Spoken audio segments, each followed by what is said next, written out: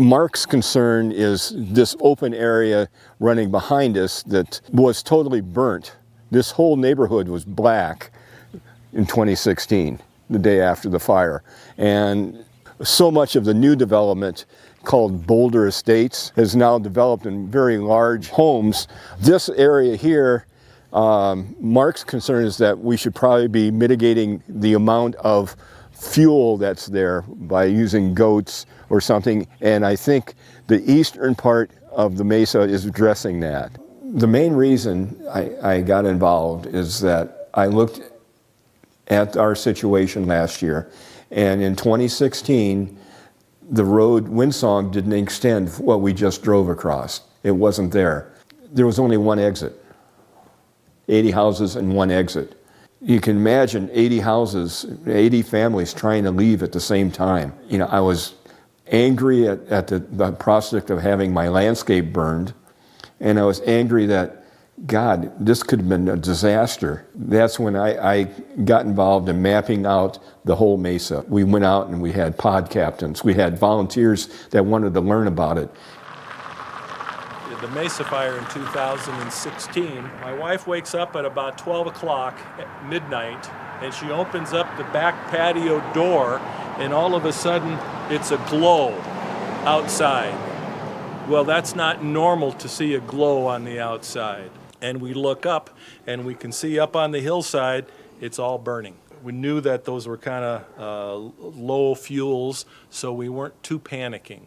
They didn't really get up in the trees. It's kind of, you could see that it was just a low ground fire, but we started getting everything ready. And what we got, we could load into the back of a Subaru, and so we were ready to hightail it out if we needed to. Well, in the meantime, we looked around, and some of our neighbors had gotten up, but not all of them. And so we knocked on the door of some of our neighbors to say, hey, you know, we got some bad news, and, you know, we got a potentially bad situation. One of our neighbors, we knocked on their door, and they finally came out, and they weren't very happy with us. In fact, they were pretty angry until I said, look up the hill. And they looked up the hill, and they saw a fire, and then all of a sudden, whoa, thank you. And they've been pretty good friends ever since. They're very thankful that we woke them up. So Mark and I have been trained we volunteered to be a pod captain.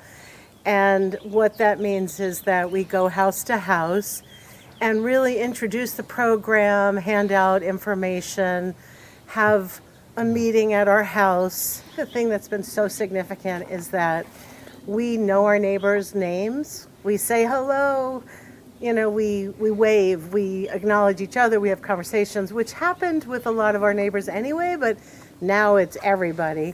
And not everyone wants to participate. A lot of people feel it's, you know, we're going to help each other. What do you think is going to happen? You know, but now at least we know this is the location. If there is an emergency, we all meet here.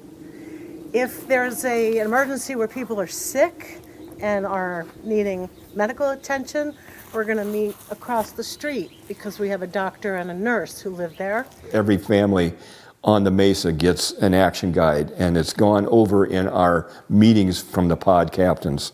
And one of the first things that we tell people as they are preparing to leave is to post this orange sign in the window so it can be seen from the street. When you're prepared or ready to evacuate, residents are trained, or they choose a gathering site in their neighborhood. From that point, they break into teams. One stays at the gathering point and monitors communications.